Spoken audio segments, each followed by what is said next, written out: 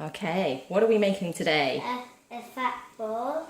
And who are they for? The birds in the garden. Okay, so what have you got in the bowl? Lard. Yeah. What are you going to put in? Currants first. Okay, take a big handful and sprinkle them in. Do I need all of them in there? As much as you like, always little. I'll have that much currants.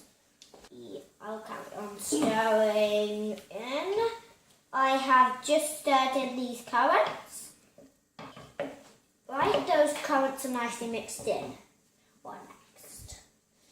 Birdseed, wild birdseed. You can sprinkle that in. I'll need quite a lot of this. Okay. That is the wild birdseed going in. Does it look yummy for birds yet? Yep, looking quite yummy. Right. Okay, what next? This stale bread. Then I'll add that grated apple over there. Good. Now Last I'll ingredient? add this wet ingredient. This is the grated apple going in.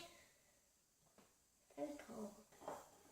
And now I am mixing in this apple just with a bit of wild birdseed out of here.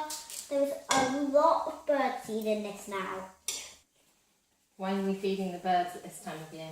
Because this, there's food in winter is more scarce than in summer. They can find it in summer. In winter it begins to get snowier and they can't find the food as well. Okay. So we make the fat balls for them to eat instead. And where are we going to hang these? On the apple tree at the bottom of the garden. Which is actually quite funny because the apple we used in this was actually grown on the apple tree at the bottom of the garden. What are we going to do next? Next we're gonna get some of it and we mould it into balls and then we stick this in. Shall I get sticky? Yeah, you can get sticky first. Now, how do we set these? We put them in the freezer. We just put it right to the bottom, like that. Yeah. And then squidge round. And then leave. Hey, one fat ball.